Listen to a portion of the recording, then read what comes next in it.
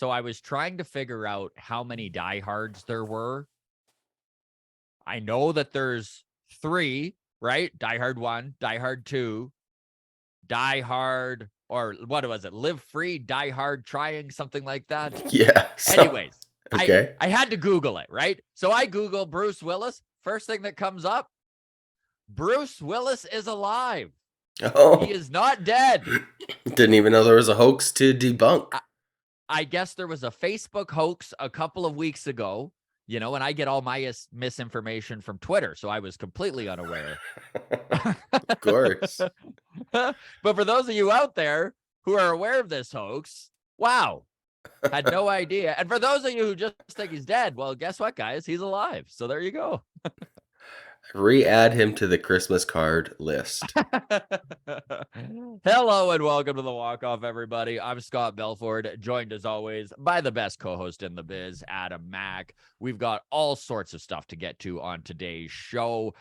Winter meetings right around the corner, and we've got some guests to tease coming up as well. Ryan Boyer with the New Hampshire Fisher Cats joined us on Wednesday, and we're going to be releasing his full episode on Saturday. Really good kid, and one of those uplifting stories you just love to hear, right? This is a dude, 25 years old, hadn't played professional baseball until the Blue Jays picked him up out of an independent league playing for the Milwaukee Milkmen at the beginning of the season. And then he literally found it. Like, he rose up the ranks all the way to AA. And it's interesting because the average age at AA is 24 to 25 years old. So it's kind of funny to see him eventually hit that point where everyone else is, but take such a different road. Right where he should be. Right where he should be. It's a really cool story. So Ryan Boyer of the New Hampshire Fisher Cats, that episode is going to be out on Saturday.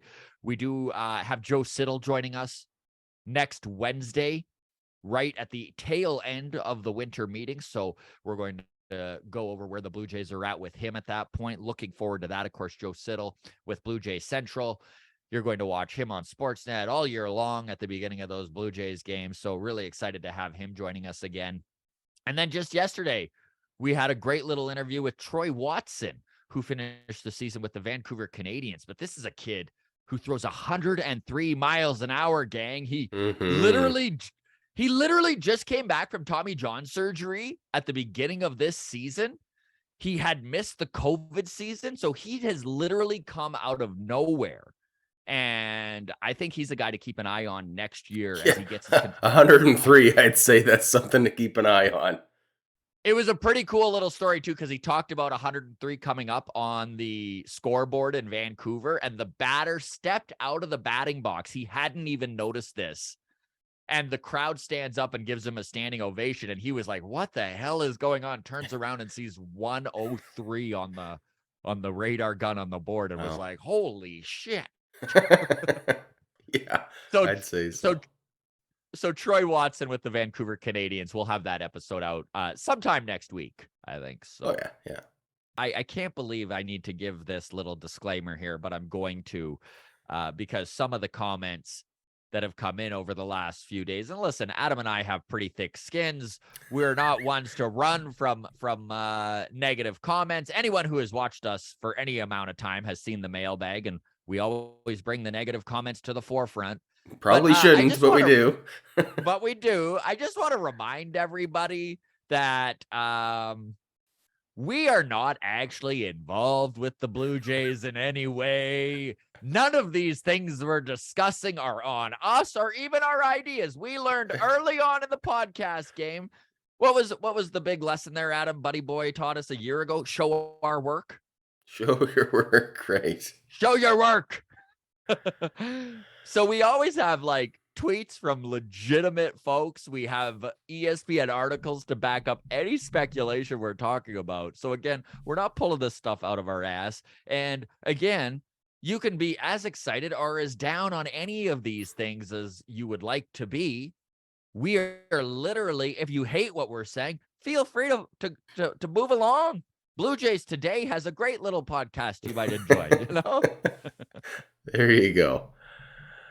We'll send all the negative hate to Blue Jays Today. None of this can make it into the podcast. Yeah, So if you're listening on the audio side, I'm too lazy to edit this out, so you're gonna hear all of it. But Whatever. Those otherwise, kids on Blue Jays today, it's like water off a duck's back, man. They're Gen Z. Nothing bothers them. Gen But we're Z, old, and I'm nothing bothers sensitive. them. We're crotchety for sure. All right, well, Okay. let's clip that right out, and let's get into the first news. All our comments to start this episode are going to be like, "You guys took 4 minutes to get into this." Nope, I'm editing all of this out. All right, so Don Mattingly. Let's go to story number 1. Oh, no, for sure. Clubhouse culture is something we're going to talk about. Don Mattingly being added. Does this signal a more serious, focused Blue Jays in 2023? We'll discuss the value of going big. We just watched Matthew Boyd get $10 million for 1 year. So is there more value in spending big on one of the top free agents than there is trying to find value in those middling tier that you're still spending an arm and a leg to get? We'll get into it, do some math, see what it comes out as. Ross Stripling's market getting hotter every day as we speak about guys who are getting a ton of money. Was it a mistake to not offer him a qualifying offer? And of course, as the pitching market skyrockets, will this front office bet on Jose Berrios bouncing back over acquiring 2 starters? Something we'll discuss.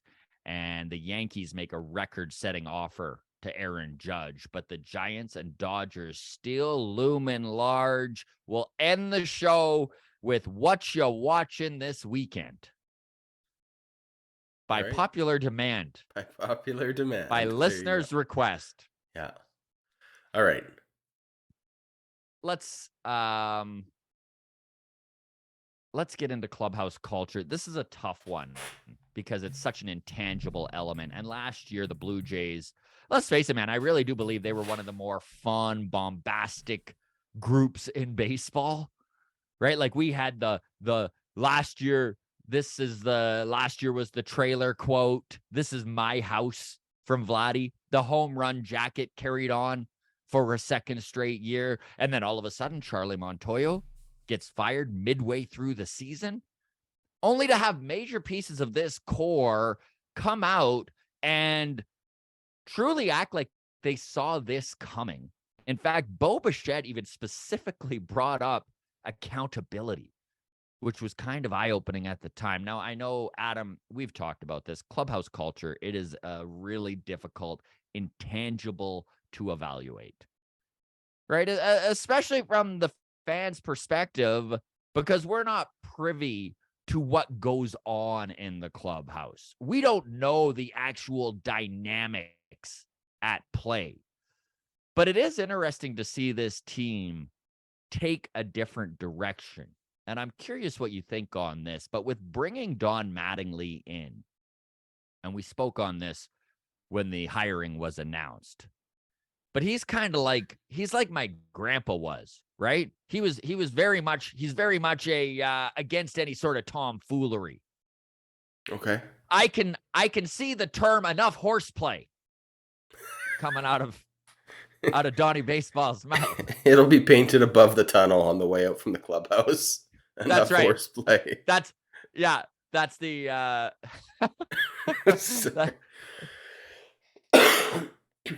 what was the soccer guy's name again? The show where the Ted Believe. Lasso? Yeah, Ted Lasso. I can't believe I didn't remember that. That'll be the Ted Lasso. The sign they touch is no horseplay. Man, all right. And then we also watched this front office ship Teoscar off.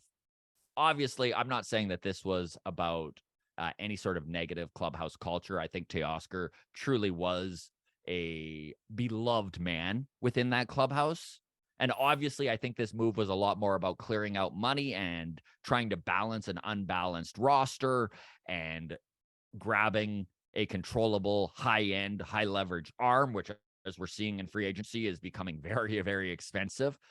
But I wonder if breaking up the barrio, right, which is where the cool kids are in the dugout. That's what they were calling it last year, the barrio, the George Springer, Vladdy, Gurriel, Teoscar, right? They were always joking around and having fun. And I don't see that as there being a problem with that in baseball, but I do wonder if this was a calculated move by this front office to kind of shake that up a little bit. Yeah, I don't know. For me, the money is the big one.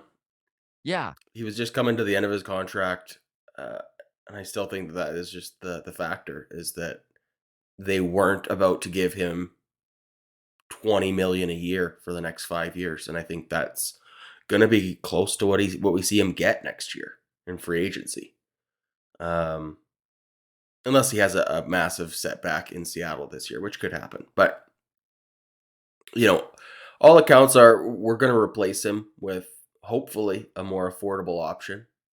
You know, we don't need to get into the Lars Newbar talk again today, but that Yeah. it felt like that was that's the idea is go with a guy who's at the early end of his team control window and then spend that money elsewhere, right? Vladdy's going to get expensive soon. Bobichet's going to get expensive soon, whether that's with Toronto or elsewhere. They desperately need another starting pitcher to replace Ryu, and you can't count on Mitch White and Yusei Kikuchi in this rotation, so you're going to need money in starting for the starting rotation. And I mean, they could flip it, right? Like we've talked this before. Whether they fill their pitching need with a trade or free agency, or whether they fill the outfield with a trade or free agency, it's going to be one or the other. And I don't really care how they get it done as long as they get it done. But do you think that it's possible? And I only bring this up because I know that there is a portion of the fan base that felt like maybe there was too much horseplay, tomfoolery taking place this last season, and that maybe a more focused, accountable approach is something that a team trying to win the World Series should be on. Do you think this has anything to do about these most recent moves with the Blue Jays, or am I blowing this out of proportion? I don't necessarily think Teoscar's departure is a step in that direction, but I do think the Mattingly hire is. Um, do I think the home run jacket makes a return next year with Don Mattingly's influence? I don't know. I kind of thought that it was going to come back next year, even after Teoscar was gone. Yeah. But now I am starting to question how this team is going to look. Um, I mean, you don't play for the Yankees for 14 years without figuring out how to play baseball minus the fun, right? So I'm really curious what all of you watching think about this. Do you think that this clubhouse should be more serious? Would you like to see the home run jacket kind of retired this season? And I'm not saying stop having fun by any means, because I really enjoyed watching the horseplay, if you will, on this team in 2022. However, maybe there is something to be said for a more focused approach when it comes to your game to game culture and your game to game approach. And you look at the Houston Astros and you look at the uh, Philadelphia Phillies is a great example, right? These were the two teams that went to the World Series and they were still having fun. And you know what? They were still celebrating and stuff, but they did have a different feel than the Blue Jays had. And I just wonder if maybe we've graduated from fun loving team what in development phase to a more serious, contending, focused team. what do you mean they had a different feel than the Blue Jays?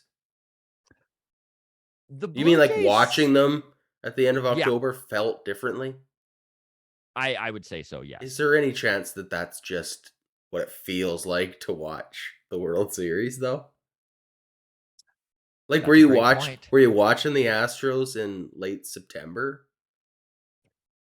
No, I mean, I'm just literally going off of watching the Blue Jays all year long. I you know darn well I haven't No, no, no, watched I know. 162 games of the No, but Astros, this is but what I'm saying is it is a tough comparison to go, well, the Phillies and Astros sure look differently at the end of October than the Blue Jays did in mid-July. Like, of course. I And just you're wonder making if a the very Blue good point. Jays would have also, looked differently, everything else I being would the hope same, so. but we're playing in the I would World hope so. Series. And you're making a very good point. Obviously, the higher the stakes, the more focused and serious you're going to take these games. And I am by no means saying that mid-May they should just be miserable in the dugout. That is not at all what I'm saying. I'm just curious if maybe this front office is trying to skew them a little bit more on the serious side of things than they have been in the past. I don't I even do see it think I as do think you're right. I do think that is the case. I think that you don't go hire Don Mattingly for any reason other than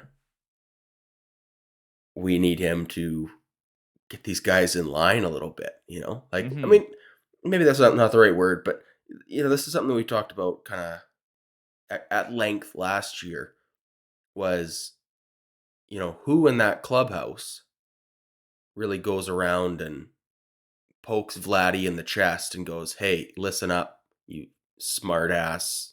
Like, whatever. Like when a guy needs to be grabbed by the scruff of the collar and slammed against the wall, who in mhm. that clubhouse could even do that, right? And that's something that I've thought this team has been lacking. Um, Obviously, I'm not suggesting a literal physical altercation, a Shea Hillenbrand versus John Gibbons esque uh, throwdown is in the best interest of this team or necessary. But something on that side of the parenting talk, right? Of like, hey, we could go out inside and we can toboggan all day long, but first we got to shovel the driveway. Buddy, I am so curious what the comments are going to say here, like what everyone feels about clubhouse culture because it's such an intangible, right? Like it's such an aspect of the game that every time you talk to any of these guys we bring on the show here, right, whether minor league or major league or former players, they always are very honest that clubhouse culture is a thing Of course. and it does matter. But it's so difficult as an outsider to judge where it's at and how big of a deal certain moves are, right? Like the Teoscar thing, I think you're right. I think it's just total coincidence that he was the fun-loving guy in the barrio, and I'm just tying that together with Don Mattingly. But I'm curious where everyone is on this because would you like to see a more serious approach from the Blue Jays? And I am by no means when I say that saying let's have zero fun. Like, I still want to see bat flips in big moments. I still want to see fist pumps after big strikeouts. I still want to see the boys having a little dance party every once in a while. But I do wonder if maybe this is something that we're going to watch, especially come the later part of the season in 2023. If we are going to see a more stoic Blue Jays organization team. We'll see how it shakes out. I mean, you got to take ball serious. You got to play to win and all that stuff. But the fun does keep you going during that grind, during those dog days of summer, right? So, Mm-hmm. and it's interesting because I think this is publicly a new phenomenon, letting the kids have fun. But historically, the fun and games have been going on just behind the scenes. Mm-hmm. Right? Like I forget who we were interviewing last week, but we brought up the idea of like Bull Durham, the wrestling in the mud scene, right? Like Mm-hmm. that movie's 40 years old at this point, or 30 years old or whatever, right? Like shenanigans and baseball go hand in hand. Yes. This is just like the first generation where that's spilling out onto the field. Yes. But to think And it's that about time. the Yankees of old and the the 90s and to think that they weren't effing around with each other in the locker room is like, you're Yeah, crazy. of course. Of So course. It's too long of a season not to it's have too a long little of a fun. season to not have a little fun. So that's the only change, in my opinion, is just that now this is starting to be seen publicly as opposed to it was happening on the bus rides and the plane rides and around the clubhouse. in the past. But should we move on from there? The eagle has left the coop. Adam at the beginning of this was like, I need you to say something to transition so that I can clip nice and easy. And I'm like, will that work? Can we say the eagle has left the coop? And he's like, I guess. He wasn't thrilled about it, but here we are. Here we are. What a nice transition. All right. Free agency values are being set, and they are being set high, my friend. Are they ever? I did want to propose a question to you here. And folks, also drop yours in the comments of what you think. We are about to talk the bottom rung of the free agent pitching class, which has thinned out in the last week. And some of these guys are getting paid. Mike Clevinger. And it's funny, when the news came out, the White Sox grabbed Mike Clevinger. It was originally reported at $8 million, but that has been corrected. It was actually $12 million, which when the news of the $8 million came out, I even went to Adam. I went, oh, thank God. I thought he was going to get something ridiculous like $12 million. Well, here we are. $12 million, 1 year of Mike Clevinger, a complete reclamation project. Then we watched the Detroit Tigers spend $10 million on 1 year of Matthew Boyd. We watched Zach Efflin just get signed to the biggest contract in Tampa Bay Rays history on the free agent market. 3 years, $40 million. So as you watch these low to mid-tier pitchers get that kind of money, these reclamation projects get paid. You got to kind of ponder, what would it just be better to truly buck up and go up after that top tier?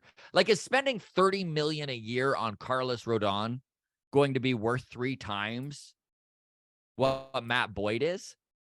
And Adam, I don't have the answers here. I didn't do any of the math, so let's do the math together here. All right. And everyone feel free to comment where you think, because there is such thing as value in the mid-tier, right? Like, and maybe Zach Efflin does work out for the Rays. He's kind of a perfect Rays fit because he's a dude who is probably good 2 times through the order, probably going to give you 4 innings, 5 innings a start and be done there. That's Tampa Bay Rays stamped all over him. So it may very well work out.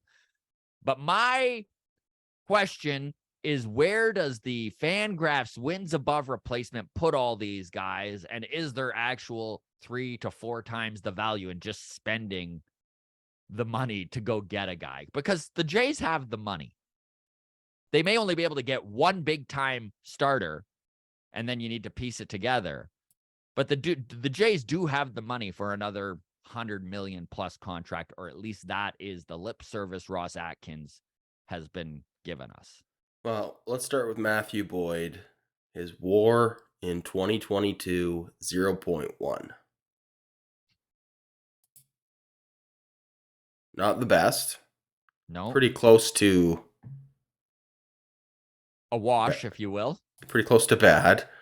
Mike Clevinger wins above replacement, 0.4 in 2022. Zach Efflin wins above replacement, the star of this group, with 1.4 wins above replacement. Okay. Then you look at a guy like Justin Verlander, wins above replacement, 6.1. Carlos Rodon, 6.2. Pretty impressive, those wins above replacement numbers on those two. And I let's dig a little deeper here and just take a look at their pitching lines. Let's start with no, you go ahead and start. You're the one. All right. Well, Matthew Boyd gave you 13 innings last year. 13 innings, 1.35 ERA, with a FIP of 4.41. So, okay, and for everyone out there, just a reminder, FIP is the advanced stat for ERA. So it's basically ERA. Read it like you would ERA, but then what they do is they take out the defensive side of things and the configuration. They subtract the advantage of having Matt Chapman on the left side of the infield and stuff like that. They do not adjust to weather, though, gang. We're apologetic on that Correct. They fact. do not adjust to weather, despite my gripes. All right, Mike Clevinger, on the other hand, 114 innings, 7K per nine. Nothing too exciting there. ERA of 4.3 and a FIP of 4.98. See, and those are the two big reclamation projects. Matthew Boyd, because he was injured. Mike Clevinger, because, well, we just read his stats. Nothing says reclamation project like that line. Zach Efflin, definitely a little bit higher up on the pecking order here. But let's dig into his line. Zach Efflin at a pitching line, 146 innings pitched, 7.6 Ks per nine, ERA of 4.05, and a FIP of 4.01. These are numbers that make Jose Berrios look appealing. Am I wrong? No, you're not. Like, man. when I'm looking at how Absolutely. much money these guys are getting, all of a sudden, the money we're paying for Jose Berrios doesn't seem that bad, doesn't does seem it? that bad. I mean, I know he had some really ugly starts, so his ERA is inflated. Jose Berrios ERA 5.23 with a FIP of 4.55. Ks per nine, 7.8. He gave us 172 innings. And, like, honestly, if you take out those 5 worst starts, I bet you shave 2 full points off his ERA. Which, by the way, everybody, we're aware that's not how baseball works. Of course. But if you're going to lose a game, whether you lose by 1 run or you lose by 12 runs, it's a loss. So for me, it kind of does work. Like, yes, Berrios gives you a chance to win 75% of the times he takes the mound. Am I wrong about that? you are not. And if you look at what I know that is a total glass half full way of looking at Jose Berrios. But he is better than his numbers would tell you. And we are going to get right into Jose Berrios, so we'll put a pin in talking this right this instant. Sure. But I will say about Jose Berrios, if you look at his career numbers, which almost 100% of the time, a guy of Berrios's age, that's what you can expect. You can expect the amount of time that he's been in the MLB. You can expect him to return to his career average, but we'll get into that. So let's look at Justin Verlander and Carlos Rodon, their pitching lines, what we think they're going to get paid, and whether it is going to be a better value to just spend the money on a guy like this than it is to roll the dice on a Matthew Boyd. So we'll start with Carlos Rodon, pitched for the Giants last year, 178 innings, 11.5 Ks per nine. He'll take that. The ERA of 3.19 and a FIP of 3.0. Stud. Left-handed pitcher. Stud. Justin Verlander, 175 innings, 9.5 Ks per nine. He had an ERA of 1.75 and a FIP of 2.49. Like, just incredible numbers from both of those guys. Both of the rumors are now Justin Verlander is 40 years old. Yep. The rumors are he's after a Max Scherzer contract. He wants 3 years, 120-ish million, 40 mil a year. There is definitely some risk to going 3 years on Justin Verlander. However, he is healthy. He just got Tommy John surgery. His arm feels the best it has in years, he said. And I mean, if you look at his 2022 stats, it does not look like a fatigued arm, in my opinion. How do contracts... Carlos Rodon? No, go ahead. I was just gonna say, how do contracts work in baseball when it comes to retirement? Like, if a guy chooses to retire, he walks away from the rest of his contract, right? Yes. So if we gave him 3 years, he pitches for 1, and then his wife says, "Hey, Tom Brady, it's time to retire." He walks away. Like, we wouldn't, in theory, be on the hook for the other 100 million, with the right? Rays. Signs with the Rays 1 month later for half the price. Okay. All right, that's crazy talk. Moving along. I'm just saying, if we gave Justin Verlander a 3-year contract, I don't think Justin Verlander is going to pitch till he's 43. I don't either. But I think that'll be his choice, not ours. Exactly. Exactly. So if he would like to go out and make that last $40 million, even if in year two he completely collapses, we need to just bite it, right? Now, Carlos Rodon is a little bit more of a sure thing, but he is also going to be expensive. I don't know if he's going to get $40 million a year. He freaking better not, but I think 30 is probably a pretty good bet. Hold on. Before we move on to Carlos Rodon, what you just said about Justin Verlander stands out to me. So if we give him 3 years, let's just call it 50 million a year, and that's the Canada tax. Okay. So we're giving him 150 over 3. He goes out there year 1, he stinks. I don't think he comes back for year 2 and 3. I think he just retires. I don't think a guy that's a Hall of Fame caliber pitcher, like first ballot, unanimous decision. I don't think that's a guy who wants to struggle and have an ERA over 5 for 2 full seasons to end his career. $100 million says is a lot of money to leave on the table, though, man. He's already made hundreds of millions of dollars. Like, he's good for money. Yeah.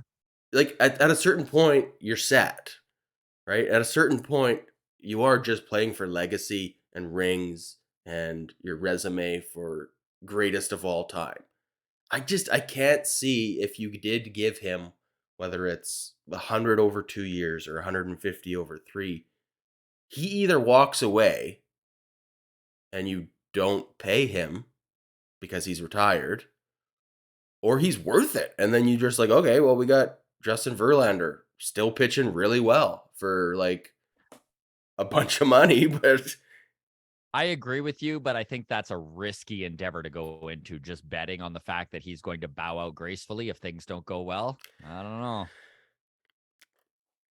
I don't know, man. So drop your comments below. What do you think? Is Justin Verlander the way to go? Is he too risky?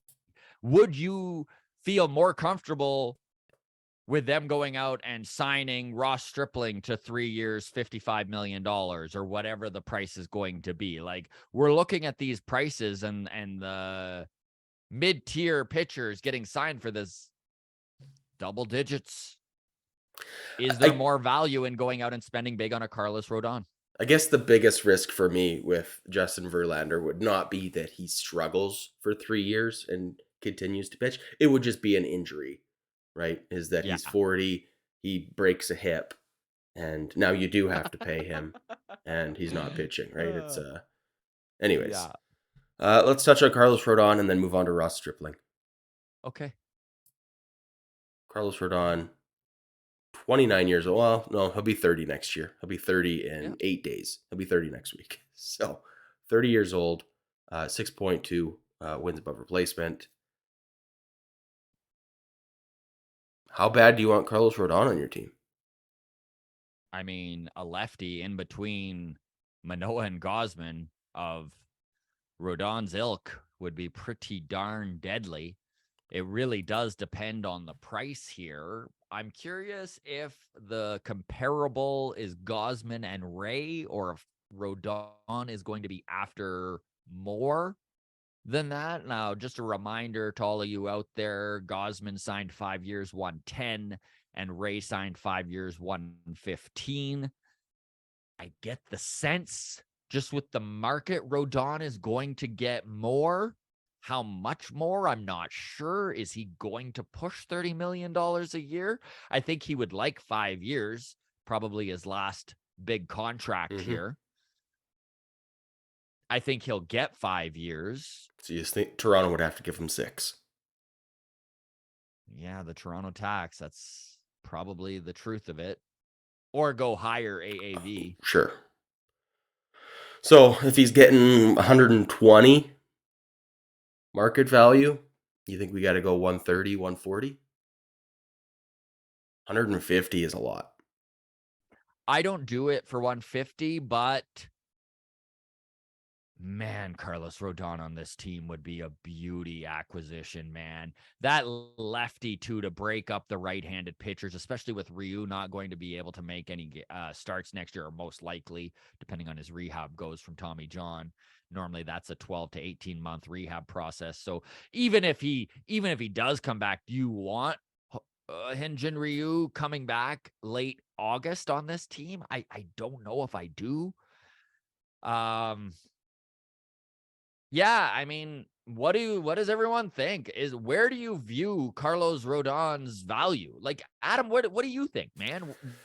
How bad do you want Rodon? And what would be your max contract on this guy? I don't know, man. I really don't want It's him to not our pitch for. money. I know. I don't want him pitching for the Yankees either, though. I don't know. That's the thing with all these big game hunting options. It's like every buck you take down, you're also keeping off of the other team's dinner plate. Yeah. So I don't know. I'd be just throwing out a number for the sake of throwing out a number, but yeah, I want him bad, I guess. Let Like me it, throw this out. 5 years, $130 million. Do you sign him? I think I do. yeah. Look, this is the why you trade away Teoscar is you make room for contracts like this. Yes. So for me, I guess yeah, And for me let's that's the explanation of why I say yeah, let's do it. Because if we're and just let's trading face away it, Teoscar for the sake of saving money to not spend, then I'm furious. But if we're trading away Teoscar so that we can go get a Carlos Rodon, then I feel great about that. if Carlos Rodon does join this team, it would be for a 5-year deal minimum, I think. And then if you look at this rotation, my goodness, do they ever look good for the next 4 to 5 years? Alek Manoah under contract until 2028, until he's a free agent. Kevin Gausman, 4 more years on his contract. Jose Berrios, 6 more years on his contract. Carlos Rodon on a 5-year contract. That is a pretty Hmm. damn good starting rotation for the next half a decade, man. And I think I'm all for it. We've talked ourselves into it, right? Are we saying that? Confirmation bias. There it is. And transitioned seamlessly into Ross Stripling. Ross Stripling, as we talk about the pitchers that are getting signed for big money on that bottom rung, Ross Stripling is head and shoulders above Mike Clevinger and Matt Boyd. I think he's a substantial step up from Zach Efflin. And if Zach Efflin is going to get 3 years, $40 million, the real question is how much is Ross Stripling going to get? Has this all of a sudden bumped him up to 3 years, $50 million? Could we see Ross Stripling get 4 years and push 60? Well, one important distinction between Ross Stripling and Zach Eflin that works against Ross Stripling in this is that Zach Eflin, Age. 28 years old, Ross Stripling, 33, I believe. Yeah, just turned 33 last week. That's a big factor, man. 33 is ancient as far as free agency goes.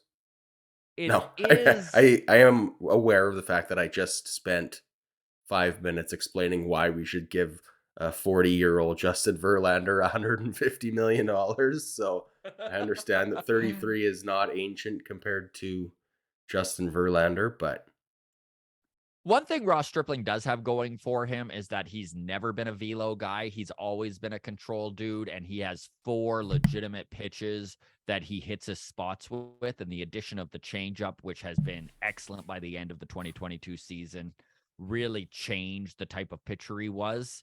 Whenever you're a pitcher that relies on control, it's a scary endeavor, obviously, because if you hit a season where you're just not hitting your spots, it can get pretty ugly because you just can't overpower dudes. But also, as you get older, like maybe Ross Stripling has a little Charlie Morton in him where, he can be very effective well into his late 30s. It's a really difficult proposition to properly evaluate Ross Stripling However, my question for you is, as we watch all of these pitchers get all this big money, should have the Blue Jays offered him a qualifying offer? It would have been $19.65 million. At the value and money that a lot of these mid-tier pitchers are getting, would 1 year of Ross Stripling for $20 million be worth it? I'm almost leaning towards it might have been. Might have been. I mean, it's going to be a forever hindsight is 2020 situation. Of course. Like, Of until we course. see that the number he actually does get, until we see who the Jays do eventually shore up the starting rotation with, right? Like, if we sign a guy who is less of a pitcher than Ross Stripling, and we see Ross Stripling get big money elsewhere, then yeah, it is going to feel like, oh, that was a misfire. And, that one is just squarely on Ross Atkins' shoulder, if that's the case, right? Is Mhm. that is a miscalculation. And it probably was. I think you could say the same thing with the Yankees and Jamison Tyon, just as we're watching this market unfold. But I think you're right. I think dwelling on it is silly, and hindsight is 2020. However, my guess is if Brian Cashman and Ross Atkins had a do-over, they'd probably offer the qualifying offer because both of them probably would have taken it, and it's probably worth the value to have them on your team. Okay. Um, So with that in mind then, let's just operate for the next few minutes under that understanding that it was a mistake. They should have. Ross Atkins should have just put out a qualifying offer. Not guaranteed that Ross Stripling would have signed it, by the way. no, for sure. Especially if his agent truly did feel that there was a 4 year. Listen, the AAV thing, Stripling for sure, if he's going to wind up getting, let's say, 14 million a year over 4 years, I guarantee Stripling takes that over the 1 year, $20 million, especially at 33 years of age. So if his agent is pushing him to believe that there is actual term out there for him, I think he still would have turned down the qualifying offer. Jamison Tyon, probably the same boat.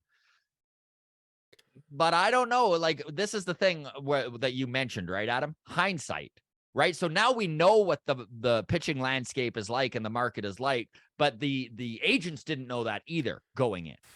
So now, again, operating under that understanding that we're going to just say that is correct, a mistake was made. Should Ross Atkins overspend to make sure that we aren't taking a step back in the rotation? Like, how far should he go throwing good money after bad, as the expression goes, right? To make sure, like, what we don't want to have happen is a situation where the rotation, sure, we added to, but it is still worse than it was last year because the guy that we brought in to replace Ross Stripling is not as good as Ross Stripling, right? Should that be an okay estimate where it's like, well, we did make a mistake, but by the time we realized it, the cost of fixing that mistake is genuinely not worth it, right? Or is it just a mistake that, like, we just have to? We've painted ourselves in a corner. We need to improve. So if we have to spend a little extra, so be it. Where do you stand? I lean towards the latter. I do kind of feel like, and this is a perfect transition into talking Jose Berrios, but I do think the play here for the Blue Jays, if they are going to, for lack of a better term, and by no means is this penny pinching, but for lack of a better term, penny pinch, I would prefer to see them go out and spend $130 million on Carlos Rodon. Again, obviously, this is not being cheap, but I would like to see them make up for this mistake. And I think somebody like Rodon is going to be an excellent pitcher for the next 4 to 5 years and going to be, if not totally worth the money, there's going to be a lot of value in overpaying for a guy like him and then betting on Jose Berrios to bounce back. And that may be what happens. If the Blue Jays go big game hunting, if they go out and land a Carlos Rodon, it is likely that maybe they do in trade go out and get a fifth starter who's going to compete for that fifth starter role with Mitch White, with Yusei Kikuchi.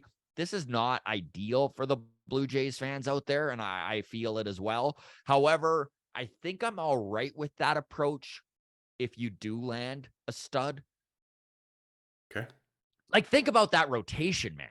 Like, even if Berrios only bounces back to his career average, which I truly believe is where our expectations should be set. So he's going to go, and if you look at his career average, it's right around a 4 ERA. He pitches about 180 to 200 innings a year. He's going to log innings for you. And if that's your number 4 pitcher, yeah, you're overpaying him a little bit, but that's pretty darn good. And that's a pretty solid top 4 in the rotation. And yeah, none of us necessarily want to watch Yusei Kikuchi every 5th start or Mitch White every 5th start. But, you know, If the first 4 are that good, yeah, I understand. where are you at? I don't know. As a general life feeling, I don't like the idea of throwing good money after bad money to chase a mistake. It's that sunk cost fallacy that I hate. If it's gone, and it sucks. But I think I would rather not go all in on a move that, if it doesn't work out, is going to make things that much worse for us. And this is where I think the front office is going to evaluate the risk. And this is where maybe Carlos Rodon does make more sense than, let's say, a Justin Verlander, because there is more risk with a guy who's 40 years old than a guy who's going into his age 30 season. There just is. There's a decade of difference. Yeah, ultimately last year we watched ourselves miss out big time at the trade deadline because we didn't have the assets to spend at the trade market, right? We had depleted the cupboards. What did we say all year? That we had a lot of elite pitching talent, but that it was in Vancouver. Most of those guys are going to be in AAA at some point this season. And this is where maybe you're right. And I feel like, so let's say it this way. I want a guy in this rotation. I want a Carlos Rodon. Sure. But I am almost fine with not addressing that 5th spot and rolling the dice on Mitch White and Yusei Kikuchi. I know that there's going to be commenters here who think I'm crazy, but maybe you do bet on the fact that Semro Burst and Ricky Tiedemann take big steps forward again and can maybe contribute to this rotation midseason. Maybe you do bet on the fact that there are guys that are just getting to the point where they could help this organization. I hope no one thinks that this is me cheaping out, by the way. I'm just kind of looking at it like, if you're going to spend $140 million on a Carlos Rodon, there is going to be a budget limit. Like, you can't just spend. Here's another idea that's just, again, poorly formulated in my head, but I'm going to say it anyways. What if the plan is, okay, we've messed up on Ross Stripling. We're still good enough to be a slightly over 500 team, as it is, for the first half of the season. Come trade deadline, we're going to have chips like Ricky Tiedemann, like Semro Burst, like Yosfer Zulueta to go out and get a Sandy Alcantara, who I know the Marlins are saying, we are not getting rid of this kid. And I know he's on a very team-friendly deal. But 3 young, high-ceiling prospects coming back. I don't know. Sandy Alcantara would look good in a Jays uniform. Of course he would. He's like the best pitcher in baseball. I would love that. Right. I think everything we've just said and talked about for free agency really does skew the way the Blue Jays are going to operate. There are going to be trades. I think a catcher is going to be moved, despite a lot of people's fear of it being the wrong one. Or it's so funny because, like, man, we have been on the Danny Jansen train all year. We have said that he is the guy who's got to stay. Yesterday, we did a video for the first time presenting a Danny Jansen trade, and like literally people were losing their mind, like we're idiots and had never thought about this.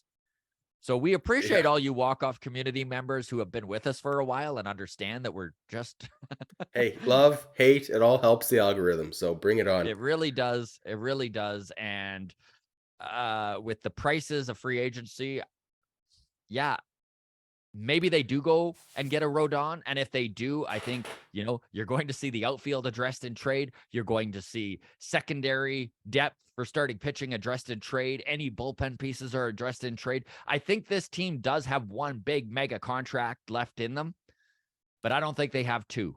So if we're out there, if there's any Blue Jays fans who are saying, bring me Carlos Rodon and Trey Turner, not happening. Temper Fair those enough. expectations. Fair enough. All right, Ross Stripling. We'll just end it with this then. Value certainly going up. Congratulations to him for a heck of a season. And Couldn't happen to a nicer guy. Love Ross. Great guy. Great guy. Chicken Strip is going to get paid. And what a long winding road to get there, right? Swingman, bullpen piece, toiled away in Los Angeles, never really given a chance to start, always spot starting here and there. Very similar with the Toronto Blue Jays. Basically become a starter out of necessity when Hyun-Jin Ryu went down. Saved the Blue Jays 2022 season. Unsung hero of the year. And now, buddy, he very well could get $50 million. Pretty cool. For that effort. Pretty darn cool. Jose Berrios. Bounce back year? What does everyone think watching this right now? Because I am curious as to the temperature of the fan base on expecting Jose Berrios to return to what we saw when he originally joined the Blue Jays, where August and September, he literally put the 2021 Blue Jays on his back and was lights out. I don't know if that's the version of Jose Berrios we see, but I would be thrilled to see the 3.95 ERA, 190 innings pitched. I want to see those 5 starts where he got completely blown out, reduced. And I want to see those lights out starts where no one could hit him for 8 innings, maybe reduced. And if we can find like a happy medium for this man to be a solid number 4, we all know he has the stuff. He's got one of the nastiest curveballs in all of baseball. He's got a track record. Here's what I would like to see, Scott.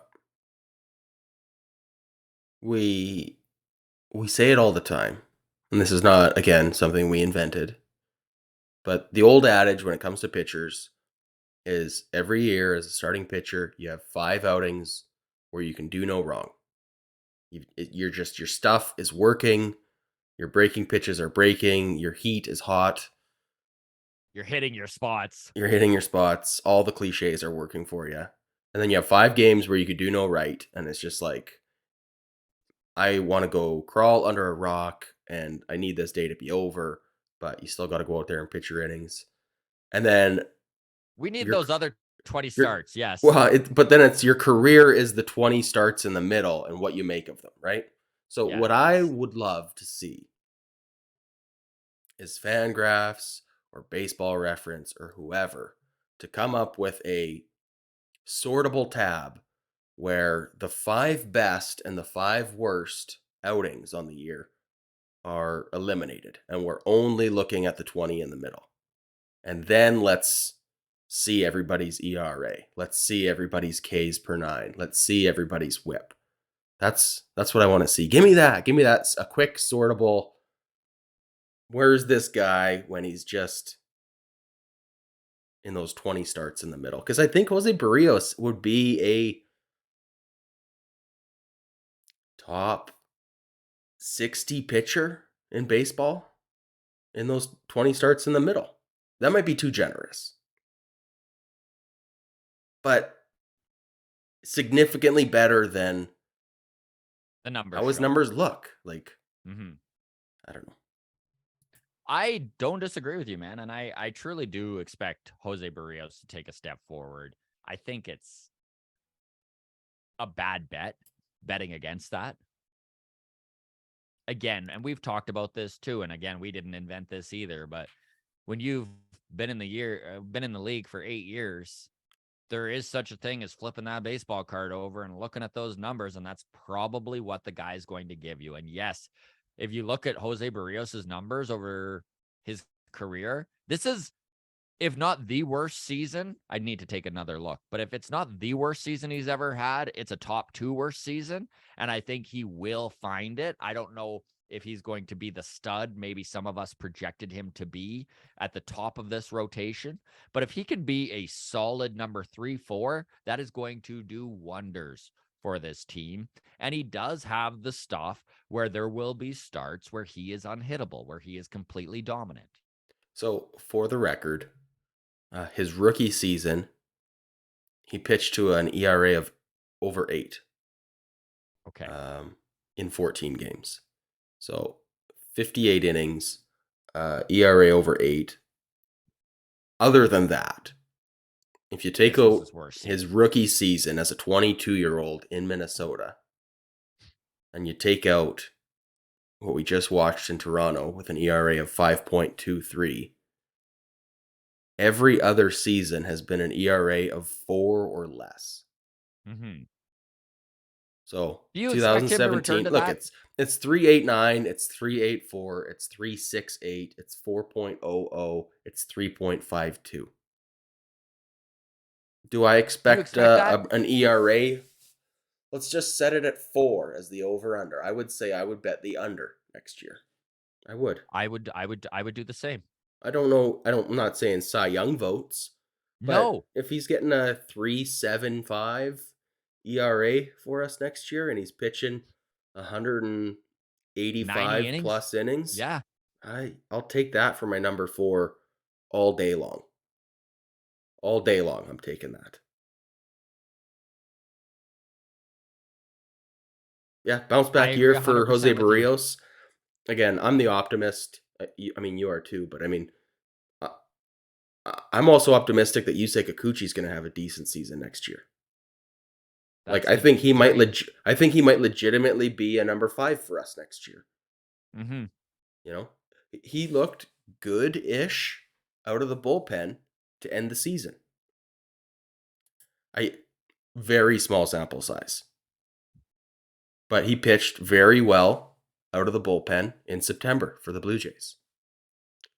I'm gonna just hope that he's putting in the work in the off season, that he's taking September as some positivity to build on, Mm-hmm. and that there's no pressure on him as a number 5 guy, and he can just go out there and pitch us to a nice low 4s ERA. Couldn't agree more, man. If you say Kikuchi can be our number 5 starter and pitch to a 4.25 ERA, a 4.5 even, Sure. this rotation's in pretty darn good shape. That being said, as long as there is another pitcher inserted Yes, into as this long as there is rotation, a and proper number obviously there's 3. going to, Yes. yes, Okay. the Aaron Eagle has Judge. left the coop. Yes. Aaron Judge, big deal. Offered from the Yankees here. Massive deal. The So biggest this, deal offered to a position player in MLB history, by the way. so $300 million over 8 years. This comes in from Jeff Passan. That's a lot of money. That is a lot of money. That feels like too much money. That's an AAV of $37.5 million a year. That would be the highest contract and the highest AAV in position player history.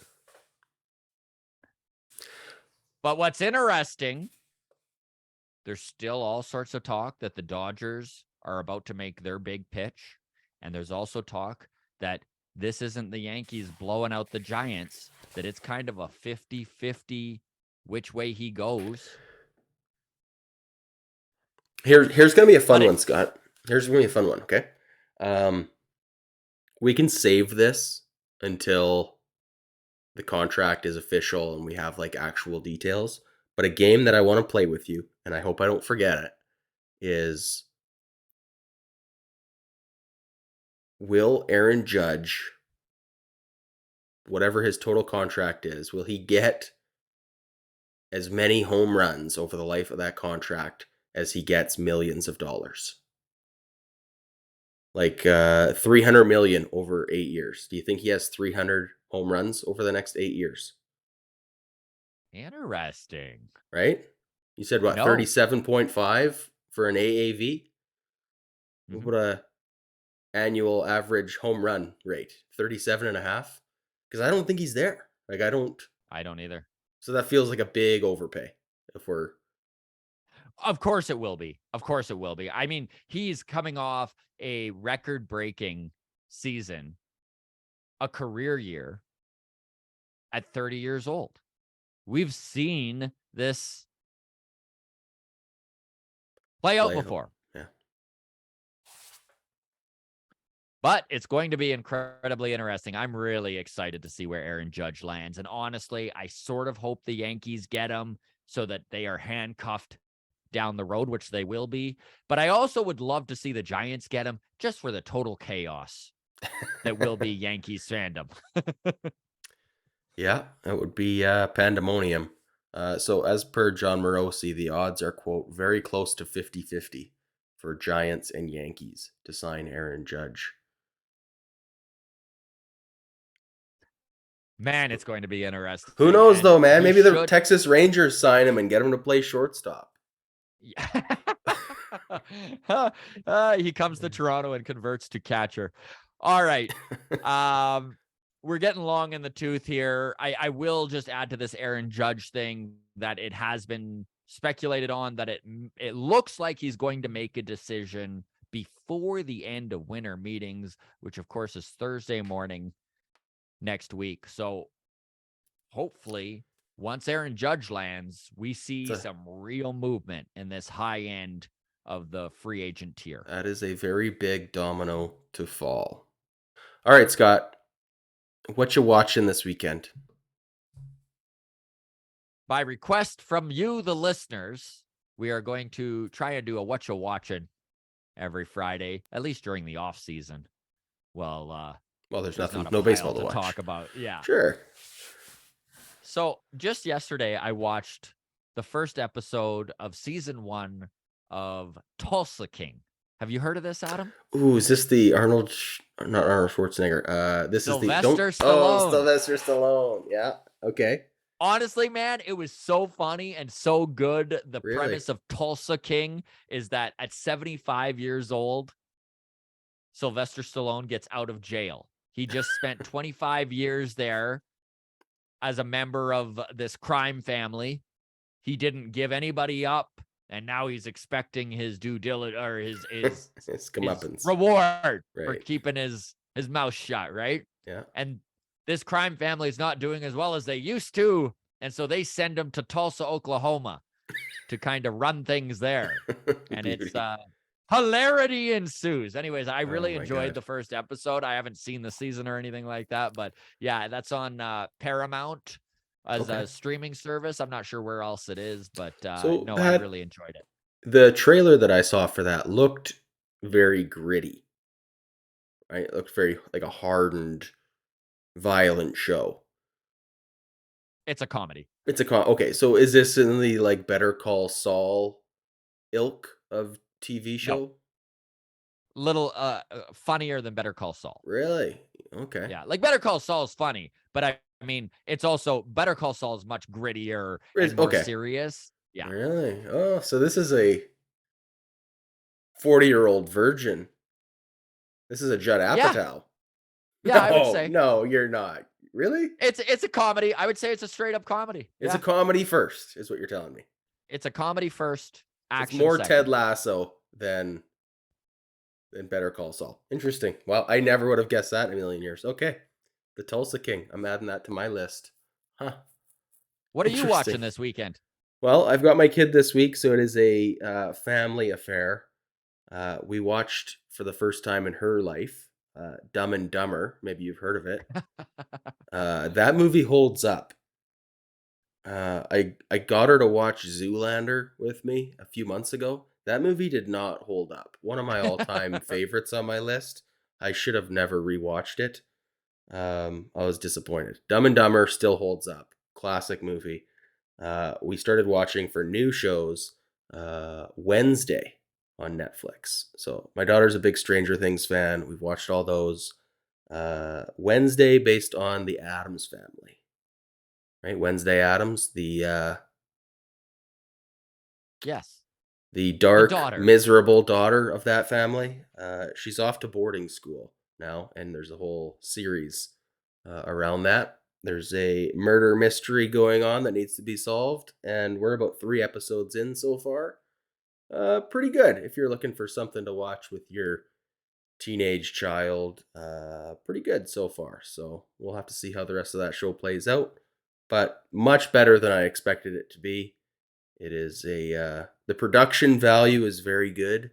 The soundtrack, which is I know why we all watch TV shows, is very impressive. Awesome. But no, it is better than I would have expected. So it is a very tolerable show to watch with your children.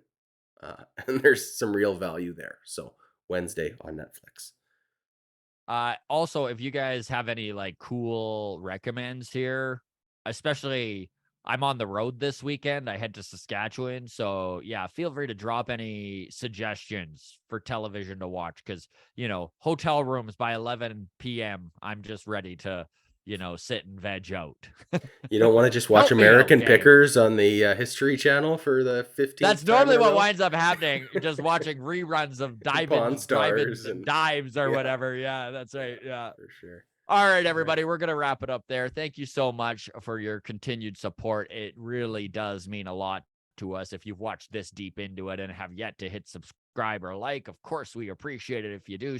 So follow us on Twitter at Walk Off Podcast, on Instagram, the Walk Off Podcast.